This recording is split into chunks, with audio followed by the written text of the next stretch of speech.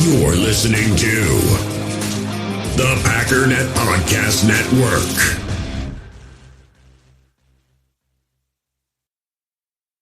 U.S. Cellular has noticed the way we use our phones has gotten ironic. We try to put our phones down for dinner, but the menu's on a QR code. That's ironic. We hit like on social posts that we don't actually like, which is ironic. Which is why U.S. Cellular created Us Mode, to help us reconnect with each other and use our phones less ironically. A phone company wanting people to use their phones less is ironic. Let's find us again with Us Mode from U.S. Cellular. Visit uscellular.com/built-for-us to get started.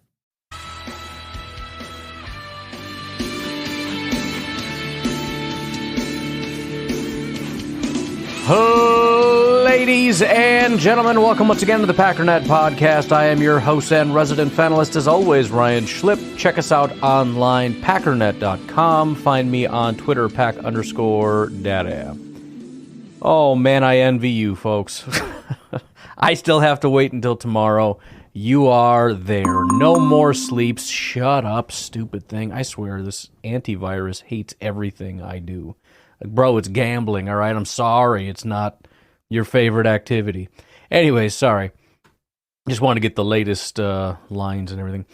So here's the deal. I was thinking about this today, sort of shower thoughts and whatnot. It's like, why is everything so hard all of a sudden? It's everything that can be said has been said for the most part. I mean, it's just...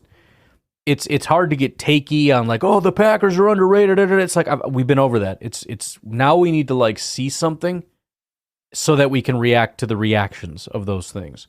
So I want to go through, similar to what I did yesterday, I want to go through some of the betting stuff. The reason being, it just kind of shows some of the historic trends and whatnot and where they're kind of pointing in terms of Packers or Eagles or whatever. If you're interested in betting, it's probably more interesting. If you're not, it still provides sort of the... some interesting nuggets on some, week one Packers, week one Eagles, whatever. A couple little news and notes things, not a ton. In fact, we'll probably do that first, and then we have a lot of calls that I really want to get to because, again, I'd like to be as caught up as possible because I'm going to end up skipping probably a lot of calls that, if we're beyond that, we need to get into... the game happened, et cetera, et cetera. So first of all, Wendell Ferreira posted this. He said, we probably have our answer. Sean Ryan is getting drill reps at right guard with the ones, Jordan Morgan mostly with the twos.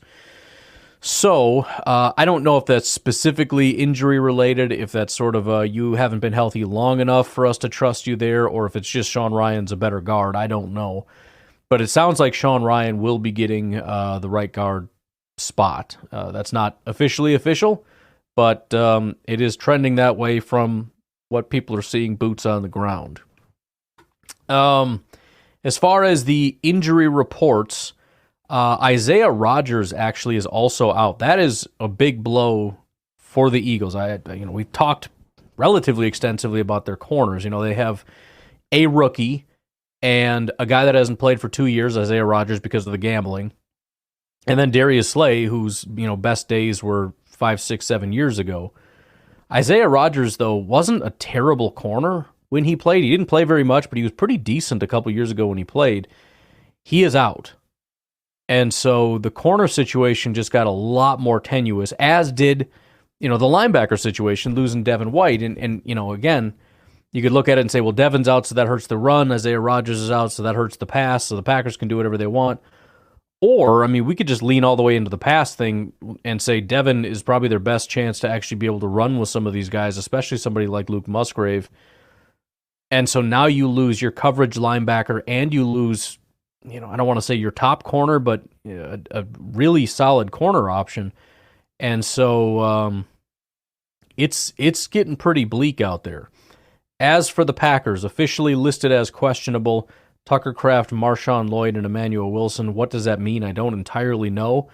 But with Emmanuel Wilson and Marshawn Lloyd both being questionable, that certainly is looking promising for Josh Jacobs getting a lot of the carries. Although, on the flip side, as I said yesterday, that may also contribute to them not wanting to lean too heavily on him. Tucker Kraft also listed as questionable. Edgerrin Cooper, Romeo Doubs, Carrington Valentine look to be full go. So that'll be exciting. Very interested to see what happens with Edgerrin Cooper if they decide to use him. Again, my guess is not a ton, if at all. But I absolutely expect him to start to take a much larger role pretty rapidly. We'll just see kind of how that materializes. Because, again, in the little bits that we did see him, he was showing out pretty early, but just went out pretty early also. And also good to have Carrington Valentine just, in case. If somebody does go down, God forbid, you feel good about having Valentine step in. In fact, I think there's probably a good portion of Packer fans that wish Valentine was there instead of Stokes, but we'll cross that bridge when we come to it. So that, as far as I know, is the latest. A.J. Brown, Landon Dickerson, they're listed as unspecified. I'm guessing that means they're fine. I mean, I think they were both just rest guys anyways, and they've been full participant for 2 days, so unspecified basically just means shut up, stupid. It's not even an issue. So, yeah, that's where we're at. Packers aren't really down anybody super serious. Again, Tucker Kraft might be the one, or running back depth might be another concern, but compared to Devin White and Isaiah Rodgers being out week 1, it's not even really a close comparison, in my opinion. So that is where we stand with that. Also had this just come across my face here, thanks to Clint on Twitter. Shared this with me. Adam Schefter says the Steelers are unsure if Russell Wilson will play Sunday due to his calf injury, so we may see Justin Fields out there week 1. I swear I want him to play, and I want him to be better than Caleb. He doesn't have to be good. Caleb doesn't necessarily even have to be bad. Just so I can rub it in their face. It won't matter, but those are sometimes the best ones. When you could just go, ha, and they're going to be extra pissed because they're right and I'm wrong, but it doesn't matter because it's still going to sting and it's going to be so good. It's going to be so unbelievably good. All right. Bing. Let's move on to thusly. Let me look over here. So let me hit refresh real quick. On the Green Bay Packers Philadelphia Eagles game, here's where we sit. It seems like we're kind of coming back to center. Actually, so I saw somewhere else the open was 1.5. Maybe I misspoke. It was 2.5 in favor of the Eagles. It is now 2 in favor, and I'm guessing the injuries are playing a part in that. So they're still 2-point favorites. It has swung back the other way from like 3 points to 2.5 points, now down to 2. So it is moving in the right direction if you're a Packers fan in terms of, liking what you see. I wanted to touch on a couple things. So I put together this little report, kind of similar to what I did yesterday, just going through some of the things that I thought were kind of relevant to the game. And obviously week 1, it's hard because it's a Friday. The teams are, the Packers are 1-0 on Fridays since Matt LaFleur's been here. The Eagles are 0-0 on Fridays because it's just not a thing that happens very often, but it's still prime time, et cetera, et cetera. Let me just read through this little report and then get into some of the mathematical insights, I guess. So Friday, September 6th, 7:15 p.m. at the Corinthians Arena in Sao Paulo. The weather expectations, 64 degrees, 0% chance of rain, 5-mile-per-hour winds. So the weather could not be any less of a factor. That might as well be in a dome. That sounds beautiful.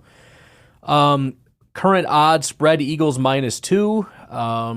The total, 49. So over or under, that's kind of the score prediction type of thing. And then the money line is Packers 110, Eagles -130. I want to simultaneously sound intelligent, like I know what I'm talking about, but also not just say things if you're not into this. That's just completely over your head. I went in on this money line thing. I thought it was actually pretty interesting. But I think we don't need to get it. Never mind. I was nerding out on it so much that I want to talk about it, but most people are not going to care, so forget it. All right. Let's do some Packers historical trends since 2019. Overall, on non-Sundays, so Monday, Thursday, whatever, typically primetime games, right? The Packers are 12-7, which is 63.2%. They're 10-9 against the spread, just 52.6%, which is still positive. And then on the over-under, I'm guessing this is hitting the over, they're 42.1%, so you're looking at kind of the under. As 2 to 3 point underdogs, which is kind of the range, it did shift a little bit. I had it at 2.5, whatever, doesn't matter. Packers are 60%, which is fantastic. Keep in mind, these are games in which you're expected to lose. They win 60% of the time when it's like a small margin like this. And then covering the spread, they're 7-3. So 70% of the time they cover the spread. 60% of the time they actually win these games. And then they hit the over 7 out of 10 times, 70%. In games where the totals are greater than 48, is that right? What is the total at? 49. Yeah, so anything over 48, they win 72% of the time. So I think we're talking about high-scoring games. They are 16-8-1 against the spread, 66.7%, and then hit the over just 40% of the time. So they're high-scoring games. They typically win, but don't usually meet the high-scoring expectations. And then week one performance, we know the Packers are not great at this. They have been getting a little better. It used to just be an auto loss, but in Matt LaFleur's tenure, they are 3-2, 60%. They are 3-2 against the spread, and they are 2-3 hitting the over. The Eagles since 2021. So this is the Eagles since Jalen Hurts has been on board. So it's a different time span, but I think it's a relevant time span. On non-Sundays, they win 53% of the time. It's 63 for the Packers. Against the spread, they win 43% of the time. Packers 53% of the time. And then hitting the over 53% of 8-7. 53%. As 2 to 3 point favorites, they win 75% of the time. Same with the spread, 75%. They hit the over, though, 37% of the time. For whatever reason, very rarely. High-scoring games, they are 8-10. So they're just 44% in these games. Again, the Packers are 72% of the time they win in these sort of high-scoring expectation type of games. Eagles, 44%. Against the spread, they are 35%. And then they hit the over in these games 44% of the time. Week one performances since Jalen's been there, they are 3-0 at week one. They're 2-1 against the spread, and they are 2-1 as far as hitting the over. So kind of coming out of the gate pretty hot. Now, that doesn't take into account who their opponents were. It's just they win. They won 3 out of 3 times. So the general insights, and I kind of just had the robot kind of break this down because, obviously there's different data points pointing in different directions. So there's a lot of calculations to kind of take in to look at, okay, so what the heck does that mean overall? In some ways it's super awesome. In some ways that sucks. So it says that, here's another thing. Everything kind of comes down to, I think, at least the way I used to think about betting is you come to a 100% conclusion, right? I am going to put my foot down and say the Packers are going to win. That is my 100% conclusion. I think the way that betting works among like professional bettors, whatever, the way that you process it is, it's not about your 100% decision. It's about you put a percentage on it. I am 60% sure that they're going to win. If you're going to give me like 50% sure odds, in other words, you're going to entice me that much, you're going to pay so that if they hit on 50% of the time, you break even or whatever. Well, that's an area where I think I can win. Where the heck was I going? Oh, so again, nothing is definitive. It's just kind of the strength of what we think. The strongest bet here, according to, I use 2 different AIs just because sometimes they kind of disagree on stuff. The strongest and unanimous one is to pick the Packers as 2-point underdogs. And even when it shifted, I asked again, and it's again, no, it's still solid. The Packers perform well in these situations. And again, I said 2 to 3 anyways. That is your best bet. Now, they do, in other words, if you just ask the robot straight up based on the numbers who's going to win, they're going to say Eagles. The problem is, though, they're going to look at it and say it's not the strongest bet in the world. So the fact that they think that the strongest bet is with the Packers as the underdogs here is a positive sign, even if there's a slight change. Because it's kind of like if you were to say, I am 60% sure they're going to cover, I am 50.5% sure they're going to lose. It's not a definitive thing of based on statistics the Eagles are going to win. That's not it. This is a toss-up, but I really don't feel good about the Eagles winning and covering, I guess is the strongest way to put it. Now, the next best bet was Eagles as favorites. The Eagles have been strong as 2 to 3 point favorites.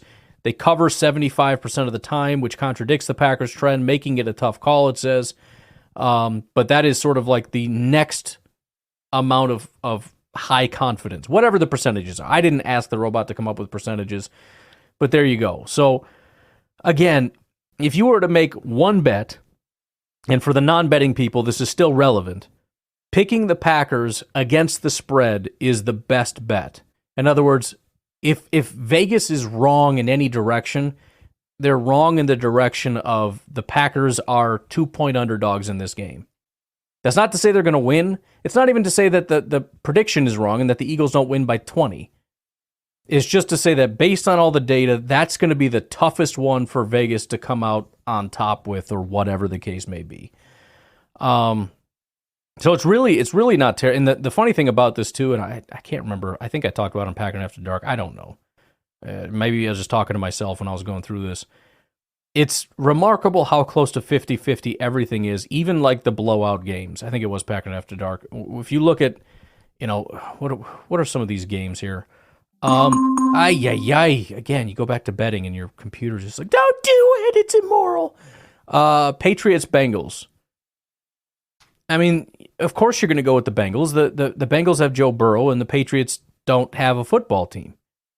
But if you look at the percentages, it's still like 37% that the Patriots win, which sounds crappy. But we're talking, if they played 3 times, the Patriots win 1. It's not that shocking. It wouldn't be that shocking if the Patriots won that game. And none of us would actually be that shocked. It'd be kind of like, oh, dang. But no, the thing is, then week 2 would come around, and nobody would say the Patriots are a powerhouse and the Bengals suck. It's just one of those things you shrug your shoulders at.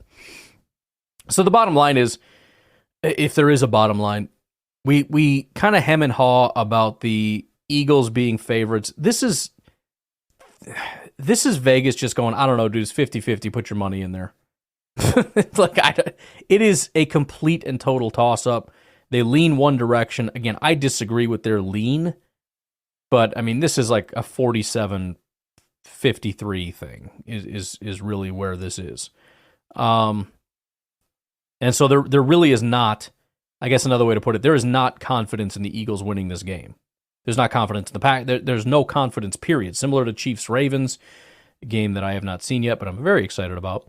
There's absolutely no confidence in any of this. So, again, I will be putting a bet on the Packers against the spread. We'll see how that pans out. Again, the main idea behind a lot of this stuff is more to do with being right, not even more often than not, just it doesn't matter. It's just finding ways to find discrepancies within Vegas's odds, where they'll say they're 60% sure, and if you're 70% sure, that might be a decent bet. You could even bet. This is what I was going to say before. You could bet on a loser. In other words, you could look at the Patriots and Bengals, and based on what they put in the money line, it might make sense to bet the Patriots to win. That's kind of the crazy thing, but absolutely makes sense. Because again, if they give you 10-1 odds on the Patriots, in other words, they'll pay out 10 times, or you just need to win 1 in 10 times to like break even or whatever, and you believe that the Patriots will win, let's say 1 out of every 5 times, you're going to make money with that bet. Maybe not in this specific game, but if you make those kinds of bets consistently across all these different, I mean, it's just, anyways. Yeah, so there we go. I got real excited and got into that and whatnot. So if you're into that, I find it interesting. If you're not, let's move on. All right. Where are we at here? We're about 20 minutes in. I hate to just move over to calls, but I think we got to do it. Why don't we take a break? We'll come back and we'll start diving into these calls and just get ready for this freaking game. We'll take a break. We will be right back. U.S. Cellular has noticed the way we use our phones has gotten ironic. We try to put our phones down for dinner, but the menu's on a QR code. That's ironic. We hit like on social posts that we don't actually like, which is ironic. Which is why U.S. Cellular created Us Mode, to help us reconnect with each other and use our phones less ironically. A phone company wanting people to use their phones less is ironic. Let's find us again with Us Mode from U.S. Cellular. Visit uscellular.com/builtforus to get started. Kick off the 2024 football season with Prize Picks, America's #1 daily fantasy sports app. It's the easiest way to play. Just pick more or less on 2 to 6 player stat projections and watch your winnings roll in. This September, get automatic win every week by picking Caleb Williams to get just 1 passing yard. That's right, 4 weeks of free wins, but only if you jump on it before September ends. And don't forget, you can win up to 100 times your money with as little as 4 correct picks. Prize Picks even has injury insurance, so if your player leaves the game early, you're still in the game. I've been loving Prize Picks, my go-to for simple, fast, and fun fantasy action. When my picks hit, I get paid in as little as 15 minutes. Download Prize Picks now and use code PACKDADDY to get $50 instantly when you play $5. That's code PACKDADDY for $50 guaranteed. Prize Picks, run your game. Remember, Prize Picks is a skill-based fantasy game, making your lineups just got a whole lot more exciting.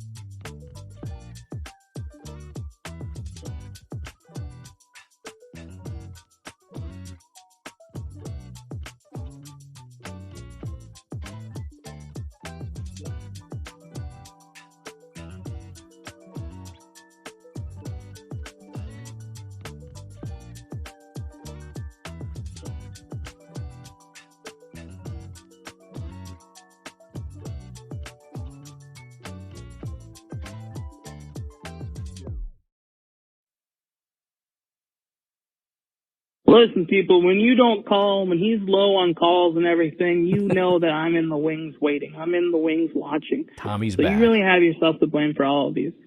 Anyway, this call. It's just a checkup. You know, how's life doing? How's being a parent? For me, it's struggling right now. Is it? Four of them. Yeah, that's what I got. 8, 4, 2, 4 months, soon to be 5 months, and the 7-year-old soon to be 8. That makes sense. Just that's a struggle. Wanted to check in on your thoughts of being a dad. You know, like what are your favorite parts about it? What are your least favorite parts about it? You know, let's really dig in deep to the brain. Let me pick the brain of Ryan Schlipp, the father. Would if you went 10 years into the past and you had to talk to yourself? Oh boy! Like, what would be some things that you would tell you about, you know, raising kids? Sure. Would you say, "Hey, calm down"? That's what I would say. They're crazy. Freaking calm down. That's it. You don't know what I could tell you how to plan for them, but guess what? When you get to that point, they'll change it up on you. I can tell you everything I know, but it won't matter. Because I feel like that's what I would do. If I went back 10 years, I'd be like, hey, pandemonium, I don't know. You just got to deal with it. Good luck. Bye. Is what I would say. Yeah, that's fair. And also, what is the last time that they made you proud? Because my wife, she homeschools our kids, and this has nothing to do with Packers, so I'm sorry, guys, but it's a call-in show. I get to dictate. Shut up. My wife, she homeschools our kids because of how dangerous the world is today, but that's a whole entire other topic on itself.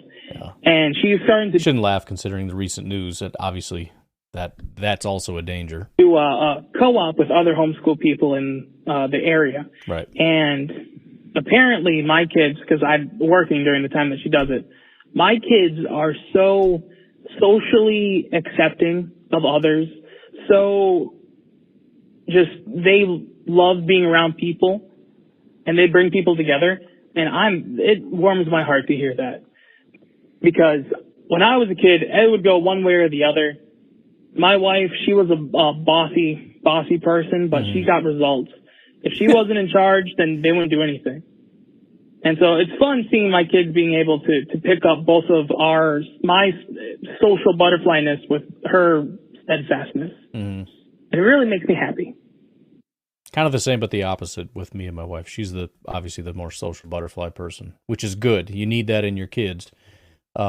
As much as there are parts of me that you want your kids to be able to have more discerning and whatnot, I don't want my kids to, I don't want to say hate people, but just really not want to be around them. They seem to, it's the same thing. They like being around people and stuff. Boy, that was a lot there. What would I tell myself? I think calm down would be the biggest one. I think this is relatively common among parents from what I hear, but that first kid you want to be perfect. So every little move they make is critiqued. When you have more kids, you can't do that anymore, even if you want to. Plus, you're exhausted, you're tired, and you kind of just, I don't want to say give up, but kind of. And I think to some degree that's a good thing. I just told my wife yesterday, I feel more like a grandparent than a parent these days. Because everything's just kind of like, it's not that big of a deal. It's just about, you just want to build a relationship and, I don't know. I think especially too when you got an older kid that's kind of to the point of being an adult and you look back and go, I messed that up pretty bad. I worked really hard to make sure that everything was right. I didn't work as hard as I should have in the area of having a relationship. And that's a mistake. Because, I think we'll move on quickly, but when you're a new parent, you think you control more than you do, right? I was super freaked. My wife was really relaxed about everything. I freaked out. Like, bro, my kids should know how to do this by now. She'd get mad at me because I would correct them when they would speak at like 2 years old. They'd say like these cute little things like girash instead of giraffe. And I'd be like, no, it's a giraffe. And she gets so mad. Like, that's cute. You shut your mouth. And it's like, bro, do you think they're going to say girash when they're 25 years old? Relax. Like, they're a little bit behind in reading or math or, I don't know, whatever like thing that, like tying their shoes or whatever. It's like, oh, this is the worst thing. Bro, they're going to know how to do these things when they get to the age where they need to. And if they don't, guess what? They're going to find out in 5 seconds because they're going to have to learn it on the spot. And now they know it. So just freaking relax and enjoy things and just leave things alone and be gentle, I was not early on. It was very, I don't know, just a thought. If you got young kids and you have a temperament of like, not to be mean, just like, I want to do what's best for my kid, which is to make sure that they're perfect. I want to make sure their manners are right. I want to make sure that they're super smart and that they do the right things. They say the right things. And it's important. It is. But I don't know. Doesn't end up being the most important thing in the world, I don't think. At the end of the day, Trucker Bob, what's up? Hey, Ryan. Trucker Bob here. What's up? I was thinking about the game Friday night, and I was thinking, how could the Packers lose that game? And I'd like to go back to last year, early in the season, when the Packers had a lot of offensive line problems, especially in the area of penalties. One of the problems Love had early in the season was he wasn't able to take the team 10 yards per first down. He always had to take it 15 to 20 yards per first down. And that really affected the offense because now he has to go for bigger plays, and there's a higher percentage of throwing an interception when you're forced to throw longer passes like that. So I'm thinking, how could the Packers lose to the Eagles? Well, to me, the real key will be that offensive front line. Will they be able to block for the running game? Will they be able to block for the passing game without committing all the penalties like they did a lot in the first half of the season last year? I pointed out many times where I called you and I said, this is what the offensive line is doing. These are the penalties they're causing. I and remember this is stifling the offense. Yeah. So, again, we have... Yeah, you actually, it was pretty cool. You called in with actual like statistical breakdowns of all the different penalties and like how that all went out. I mean, if you wanted to do it again, I wouldn't mind it. It was pretty cool. A bunch of young guys, more experienced than last year. That is true. And if they can work as a unit early in the season, rather than waiting about halfway through before they started clicking, then I think Green Bay's got a good shot at winning Friday. But if I start seeing that offensive line committing penalties, holding, jumping off sides, et cetera, it's going to be a long night because you have to have a good, efficient front line for the rest of the offense to click. We saw that last year, and I'm hoping that same problem doesn't happen this year.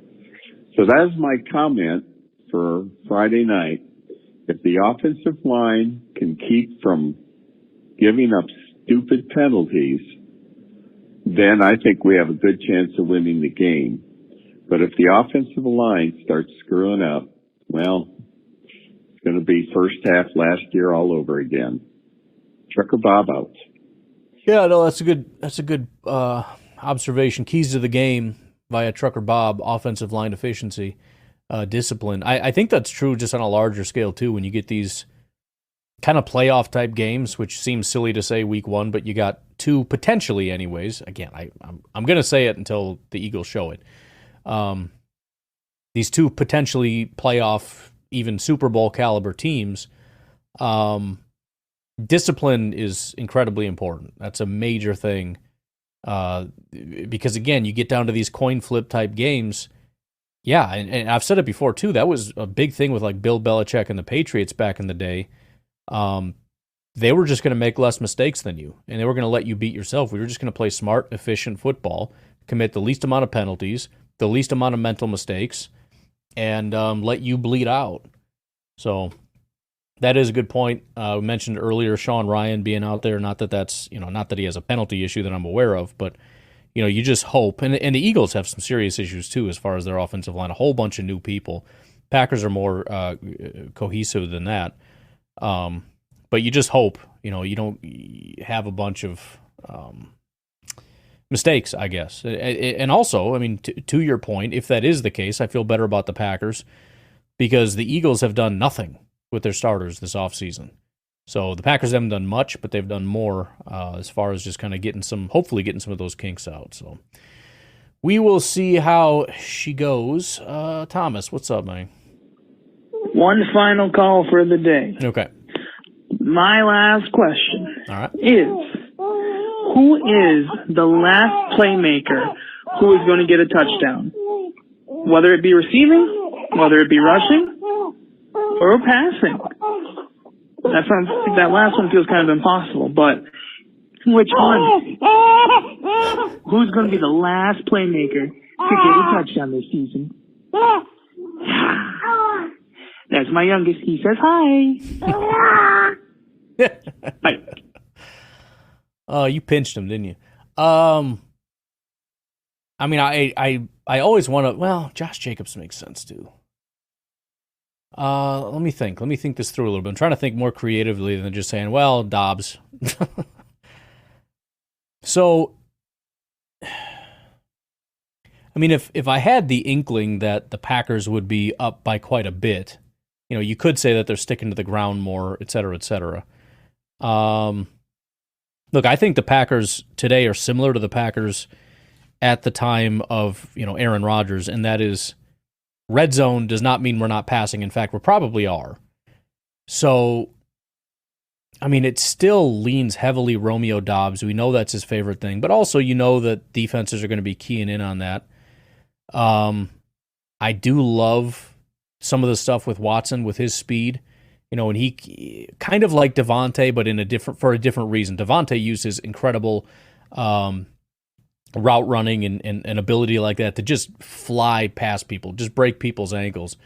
Watson, man, some of those plays of him just coming across the formation, just not across the formation, coming across the field, and you got like a linebacker that needs to pick him up and run, like it's game over. It's done. Depending on obviously what kind of defense they're playing, but if they're making it hard for Dobbs to get it, I do like Christian. Who else? Let me here's my final answer. Dontavian Wicks in traffic. I can see, it's one of those plays where a guy comes across and you actually hit him at the 1 yard line. But Dontavian Wicks, man, that dude's got some oomph to him. He's got a little papa. You know what I mean? I feel like because everybody wants to make sure you stay out of the end zone. And if somebody catches it before the end zone, you come downhill and crush them. That dude's ability to get yards after the catch is pretty cool. That's going to be my answer, since it doesn't matter anyways. I'm going to say Dontavian Wicks catching it at the half-yard marker and powering his way into the end zone. How about that?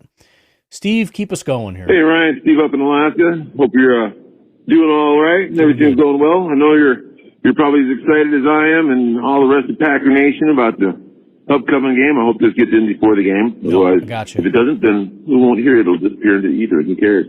I heard you talking about your methodology and what you do and why you do what you do. And, I'd just like to let you know that I personally appreciate it. I hear I peruse a few other podcasts here and there, and the vast majority of them I just can't stand listening to because they just suck. They sound terrible. It's just, I feel like I'm being lectured to instead of sitting with somebody and actually just having them talk to me. And that's the style that you follow, and that's what I appreciate. So, there you go. Good on you, man. Keep it up. Appreciate what you're doing. And of course, there's a whole bunch of other people that appreciate what you're doing because we call in and we tell you. Thank you. But going to the game, looking forward to it. It's week one, and I know there's always the talk of, well, this team is this and this team is that. And hey, man, week one's always weird. It's always up in the air. We're going to be playing in a foreign land, and we're going to be playing a late game too. If with the time zone thing, it's going to be a really late game. They're not going to get done till after midnight, so that's gonna have some weird little effects on it. I do like the fact that the Philly players are having their little tissy fits and crying about the fact that they got to go down there and that it's going to be dangerous. It's going to be this. Oh, get out of here! You live in Philly, okay? And I know he went on about that, so I won't get into it heavy. But I mean, honestly, everybody knows Philly's the crappiest place to go play. But I'm looking forward to it. I think we got a real good shot in this game. I'm gonna throw my prediction out with everybody else's. Now that there are 17 games, everybody looks at the win total and the number of wins, and we think 11, 12. That's a big number. But when you add that extra game on, 11, 12 isn't such a big number anymore because 12 wins still means 5 losses. You lost a lot of games, so. I don't know how far ahead we're going to get, but I think we're going to do a little better than last year and be a little more consistent. But I don't think we're going to be, crazy outstanding. I'm going to say 10 wins, say 10 and 7. I think we're still going to have a little stumbles here and there, and we're still figuring out a brand new defense. So I'm going to be trying to be modest about it. I like us to outdo my numbers so I can feel good about the season instead of going, I said 14 wins and I only got 12 and I feel like a jerk because I didn't get enough wins. Yeah. So I'm going to say 10, but that's still a playoff team. And then once you're in the playoff, man, anything can happen. So That's my look at it. All right, let me get you added. You're not Steve in Detroit. You're Steve in Alaska. Yeah, I wanted to pull up real quick some of the games from last year just to kind of prove your point. Got you locked in there, Steve. We had, for example, the Cleveland Browns absolutely stomped out the Cincinnati Bengals. Kansas City losing to Detroit. What other weird things happened that week? There's always weird stuff. Maybe that's it. The Jets beat the Buffalo Bills week 1, which actually I think I predicted because the Bills are historically terrible in week 1. I forgot about that. The other thing that's funny, getting completely off base, when I was trying to pull this up, initially when I scrolled down, it showed the top players from week 1. Guess who the top passer was in week 1? Jordan Love. We always talk about how he got off to a slow start. They had him as the number 1 passer with a 123.2 passer rating. He threw for 245 yards, 3 touchdowns, 0 interceptions. There's your slow start for Jordan Love. Yeah, dude, I get what you're saying. I'm excited. I'm jacked up. I appreciate that you appreciate the show. And 10 wins makes sense to me. I'd be okay with it. Obviously I'd like a little bit more than that. 10, I mean, anything double digit feels good, but at the same time, when I think about it in terms of it's 1 more win than 9, it's like, oh, that kind of sucks actually a little bit. But I don't think we win the division with 10. I don't think that's going to happen. I don't think Detroit's going to have less than that. But you're in the playoffs, so I will take it. Well, let's keep going. Let's just keep going. No breaks. Let's go. So it is the caller number 5. What's up? And I was just watching the Bears on Hard Knocks, by the way, and they said Jesus Christ. What is his name? Velus Jones. That's how bad it is. Velus Jones could be a game changer. That's funny. But the reason I'm calling is, am I just like insane to not be nervous about this game? I just don't see it with the Eagles. They have all these big names and everything, but I just feel like we're going to win. I don't know. Same feeling I got in 2010 when we opened against the Eagles that year. And hopefully this, we win this, and then hopefully the end result of the season is the same.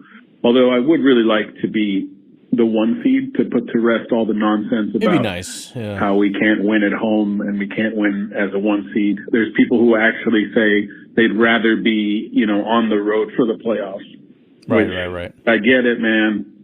It sucked to lose at Lambeau, but this is a different team, and I'm hoping that we can get the 1 seed this year, beat everybody, and hoist the trophy. So there's that. Not nervous yet. Probably will be sick by, right before kickoff. So we'll see how it goes.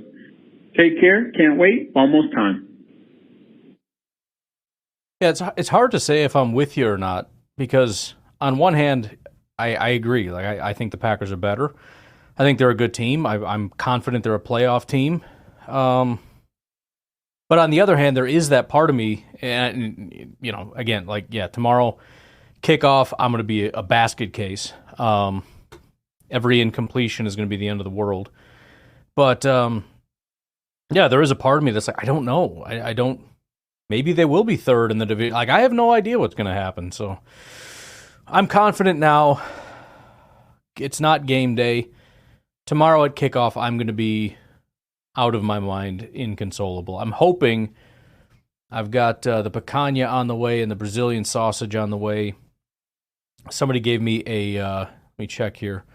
Who was that? Jake gave me an idea for Brazilian lemonade, which looks amazing. I'm pretty sure I've actually had it at the Brazilian steakhouses, if I'm not mistaken. But man, I watched somebody make that on YouTube. It looks so unbelievably good. We'll see if I end up making it or not. I'd have to get some groceries. I don't have any limes, but bottom line, I'm hoping that I'm going to be very busy and don't have time to just sit and panic. All right, let's finally take our break, and let's see how many of these calls we can get through. We got 1, 2, 3, 4, 5, 6, 7, 8, 9 calls. I doubt we can do it, but we're going to try to do speed round. We'll take a break. We'll be right back. What's up, Ryan, and everybody in Packers Nation? What's it's, it? Aaron from Eau Claire. First of all, I wanted to say I enjoyed that AI-generated image thing you were doing. Right. And the one you generated for me was actually surprisingly accurate. Was it? So That's funny. that was pretty fun and hilarious. But anyways, yeah. So that's really fun. It's fun stuff you've been doing with that. Second of all, nothing groundbreaking here, but just so excited about the Eagles-Packers game on Friday. I almost don't even care what happens in the game. I can't wait for it to happen. My daughter's daycare instructor is a huge Packers fan, so every time I go in there, we share some excitement about whatever's going on in the Packers world, and she's a real diehard fan. So Nice. So that's really fun. But yeah, I don't really have anything else to say other than that I enjoyed the AI image generation thing with the callers, and that I am just beyond excited to watch Packers Eagles on Friday. I think that's a great matchup. Just two teams that I think are very exciting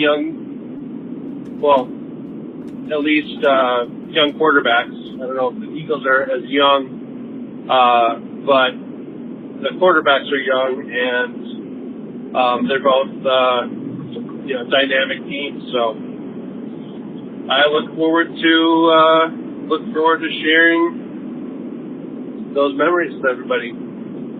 But yeah, all right. Talk to you later. I hear you, man. It is funny. Kind of overlook. I mentioned the beginning of the season last year, but talk about memories. Think how cool that Bears game was last year, or even some of those supposedly bad games early on where Jordan actually kind of tore it up, even though he wasn't great in the first half. It's the other thing to remember, and part of the reason why it's not a good idea to get overly pessimistic. Every game is an opportunity for some legendary memories, whether it's just a throw or a game or whatever the case may be.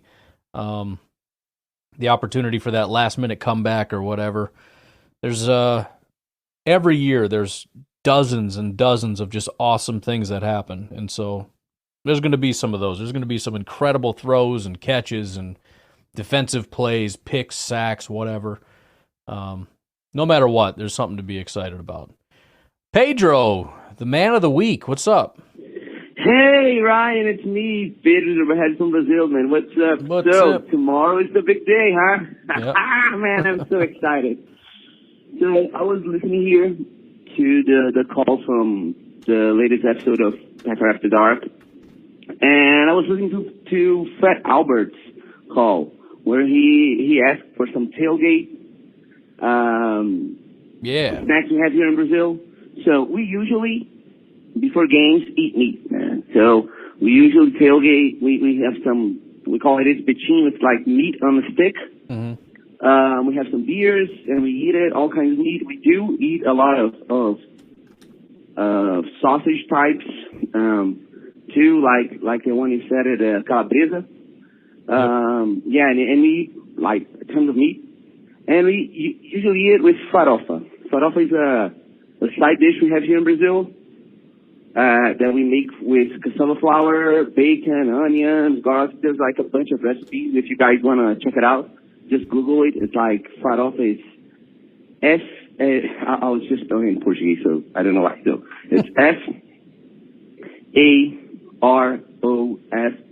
Farofa. Okay. It's pretty easy to make, and it's pretty good. It's a pretty good side dish. So yeah, we usually eat a bunch of those and just drink some beer. So yeah, I'm pretty excited. And the idea that you had, Ryan, to eat some picanha, that's, I mean, if I wasn't going to the game, if I was staying home, that was definitely the thing that I would do. Nice. Okay, so yeah. So that's about it. Talk to you guys soon. Have a good one. Bye-bye.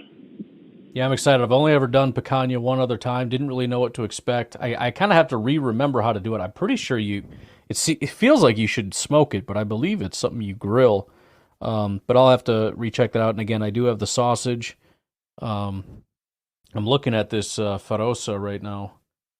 It looks pretty good. I mean, it's like you said, there's obviously a lot of different types. So it depends which one you're looking at. Some of these, obviously, a lot of vegetables, which is not my thing. But some of these do not have that, and it looks good. What is this authentic recipe? That just looks like I don't know. I forget what it's called, but like the orangish, kind of like what you get at a Mexican restaurant, like the rice, Kind of looks like that. Looks pretty good. I'm excited for you too, Pedro. I really am, and I hope to hear from you. Obviously, just enjoy your day. You don't need to worry about calling me or whatever, but we're all just cheering for you. We're excited for you, and can't wait to.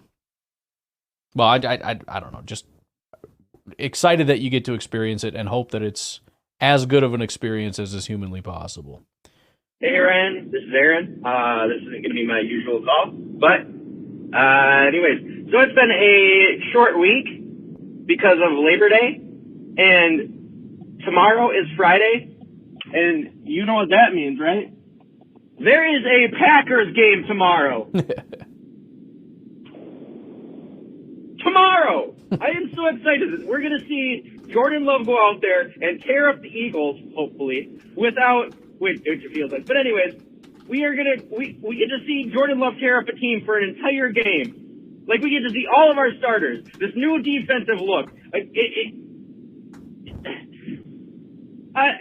is tomorrow. Maybe today when you're hearing this. I don't know. But tomorrow, dude. Like, the season's starting. We get football tonight. It's going to be a good game tonight, but the Packers game plays tomorrow. And in Brazil, dude, do you know how pumped I am for Brazilian fans? Oh. Like, seriously. They have been so loyal. Yep. So, passionate about this team. Like, nobody understands that. Packers fans don't understand that, but nobody outside of Packers fans understand how passionate Brazilians have been about Packers. They deserve this so much. Yeah. I am so happy for Pedro and all of the other Brazilians that get to go to the game or get to be near this game and see the energy of it. Like, I am just so happy for everyone. They don't deserve the treatment that the NFL's been giving and making it seem like some, right, really bad place. It's like, no, dude.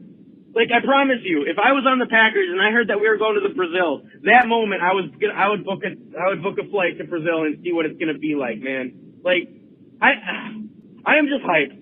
Sorry, I'm just really, really hyped for this game. And it's been a long off season, not super long, but a good length off season, and my hype level is just off the charts for tomorrow, for the Packers game. No matter what, we get to see the Packers play again, man.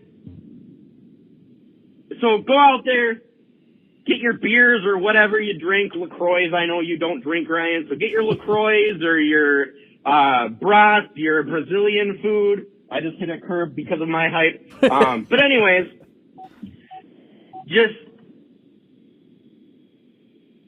go out there and get your food, get everything, get ready, get your broccoli. Can't forget your broccoli, Ryan. I know, Maybe celery too, because that's just as good. But anyways, I am so hyped for this game.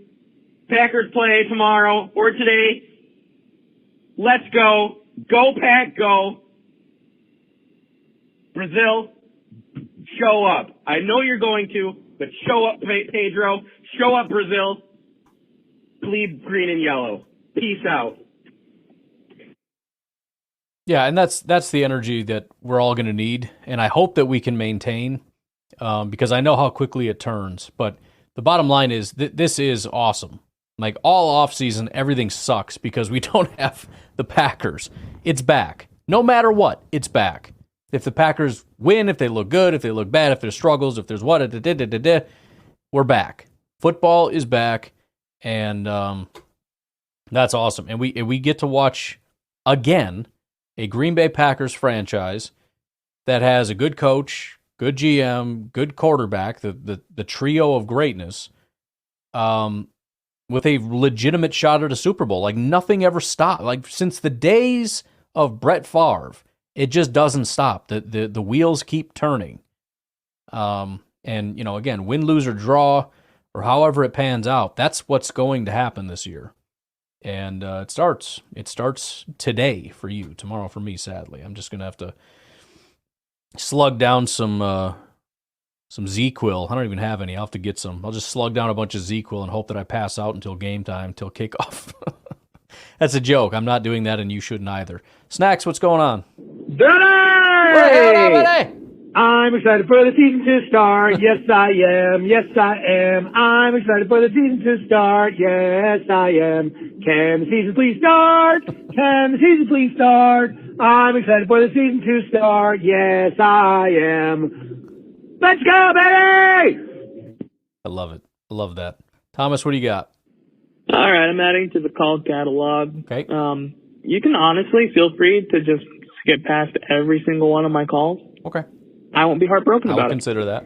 Anyway, this call has been brought to you by the NFL at large, not just the Green Bay Packers, which is a wild thing to do. But outside of tonight's game between the Ravens and the Chiefs and tomorrow's game, the real, the headliner, the Packers and Eagles, outside of the NFC North games, outside of, I guess really Super Bowl champions covered, us covered, rivals covered. What are some other games this weekend that we should keep eyes on, would you say? Because obviously, like I said, without looking at the Lions, Bears, and Vikings play, I'm assuming keeping an eye on the Colts, see how they do, and maybe keeping an eye on Cowboys and 49ers, maybe? I don't know. What games seem importante to us to watch? What do you think? All right, bye. Oh, that's a good question. And we're not going to have a ton of time to talk about it because obviously we're going to have to recap this and everything else, but it'll be probably more in-depth on Sunday. But, good question. Steelers if Justin Fields plays, plus it'll be Fields versus Cousins, which is hilarious. I'm personally curious about Arizona. I've perennially just made fun of them for being garbage, and everybody likes them and they don't, but I'm a little curious. Chicago, Tennessee is huge for obvious reasons. Vikings and Giants, obviously, for, again, obvious reasons. Dallas, Cleveland, because, again, we spent 3 days making fun of the Dallas Cowboys, just terrible PR right up to the lead up to the season. When you want your fans at their peak, everything kind of sucks. But I'm wanting to watch that, and hopefully Cleveland is able to pull out a win. I would not expect it, but it could happen. Detroit and LA is going to be massive, and then the Jets in San Francisco is massive because I am, similar to last year, excited to see Aaron Rodgers play. Hopefully he actually plays a little bit. And then hopefully he beats the living crap out of the San Francisco 49ers. Because if we can have, if the Packers can win and we can watch hopefully Detroit lose to the Rams and San Francisco lose to the Jets, we're off to a really good start. Even if the Bears and Vikings win because they're playing kind of bad teams, it's not that big of a deal. So yeah, that's I guess that's kind of where I'm at. Now I just got to find so many tabs open. I got to get back to where the people are talking. I think what I'm going to do, with your permission, because I am running out of time. We're all kind of running out of time, but I got to do a thing with Mr. Matt Ramage here. My goodness, I have so many windows open. Here we go. I think this is the one. I'm going to go to Nico in Idaho, and then we'll see how we're doing after that, Thomas, because we got 3 more Thomas Austin calls. Ryan, how the heck are you? What's going on? It's Thursday morning. I am, so about 7, 8, 9 months ago, I saw that Creed was going to be performing again. I thought they were just kind of, balled up and thrown away. So I thought, cool, the closest place they're going to be to me is Salt Lake. So I told my financial advisor, hey, honey, can you grab me some tickets? Taking one of my sons. Oh, shoot. That was a mistake. I apologize. All right, I went and found it. I don't know exactly where we left off, but you got some Creed tickets, taking your son. Continue. Back in college, I listened to them all the time. And I'm like, oh, it's in September. Ah, it's fine. It's a Friday. It's not going to be a problem. It's Friday. It's September. I know football starts around September, but hey, unless it's Thursday or Sunday or Monday, it's not going to be a problem. Well, this is the one time since the conception of reality that first week of the year there's a game on Friday, and it happens to be my game. So I'm sure I'll still watch it. I have Peacock. I'm not one of those people afraid of Peacock. It's really the easiest app to download and watch stuff for free.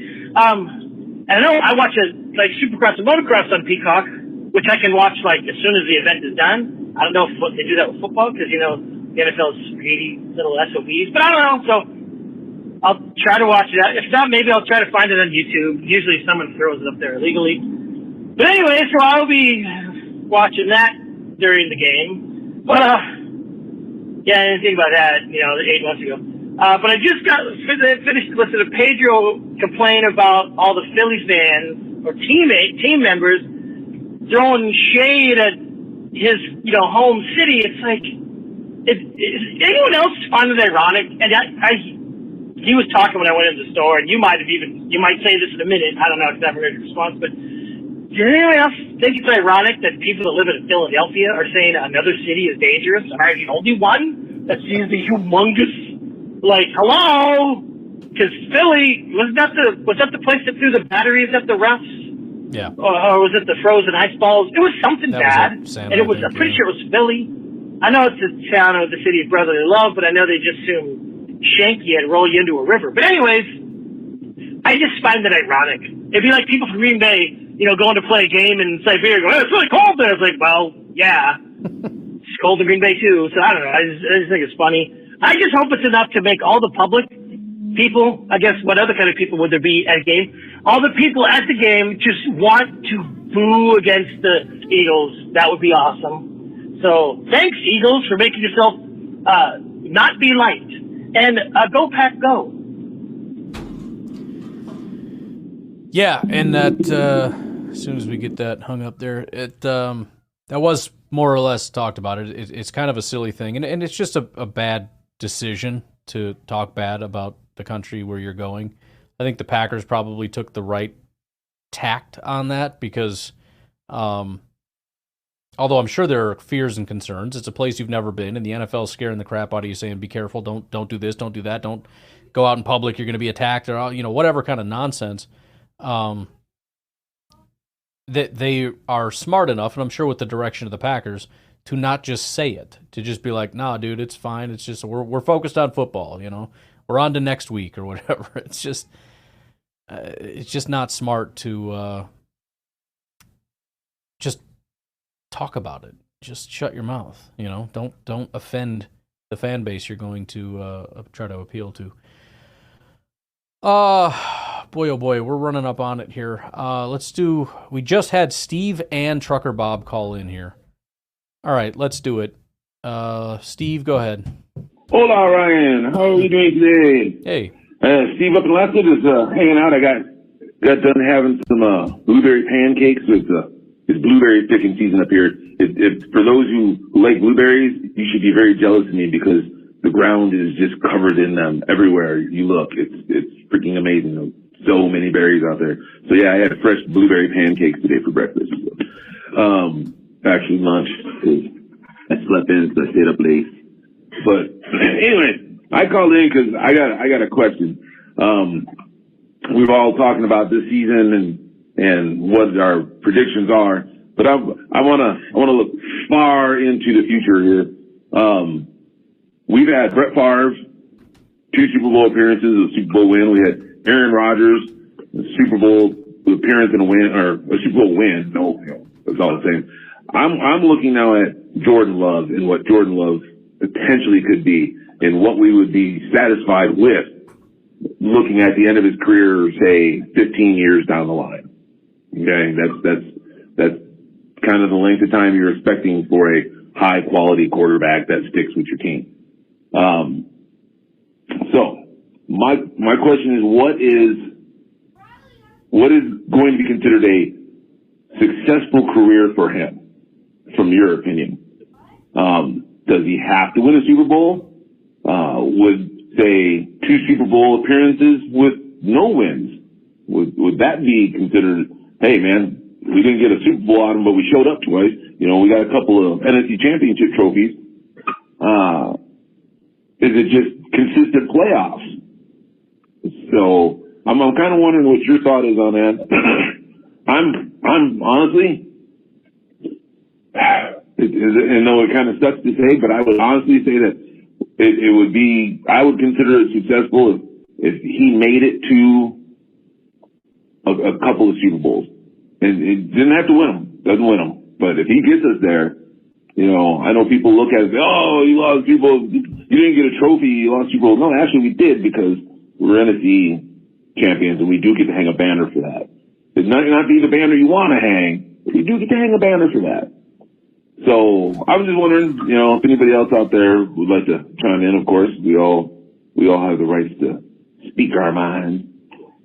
So I'm gonna let you go. I got a little bit of work to do here, though. I am chilling out for another hour or so before I try to be productive in my day. Season's almost over, man. I only got 3 weeks to go. Then I can relax and take it easy. You know how it is. You're a small business guy. All right, go Pack, go. Kick their butts. Well, first of all, that sounds awesome. I would love some blueberry pancakes right now. I don't know. I don't know if I want to speculate so much on, you know, what's it going to take for him to have a great career. Let's kind of see how it goes. I mean, if he has a great career with no Super Bowls, we can kind of piss and moan about that, I guess. But I don't know. I right now I'm happy with the quality of his play. Let's just see if he can continue that, and just go from there. We can start our battles about, you know, he's not playing well enough, or it's Goot's fault, or he doesn't have a number 1 wide receiver, or number 2, or whatever. Another day.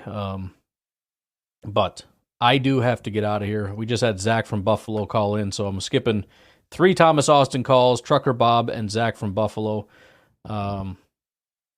We'll see about maybe adding those if we can, but they may end up just getting skipped. But appreciate all the calls. I did the best I could. Got to get out of here. Got to jump on with Ramage pretty soon, so I'll talk to you later. Have a good one.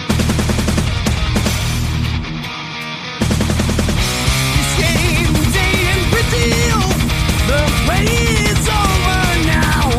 The flag is ready to rumble. Now make the crowd. Wow! Joy, love in the pockets. He's got the fire in his eyes. When Watson down the sideline will take to the skies.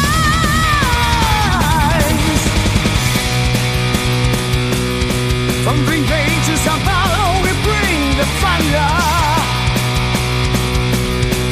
The green and your pride will never go under. Packers unite, it's our time to fight. Under the Brazilian sun, we'll shine so bright. The Eagles may try, but we're taking flight.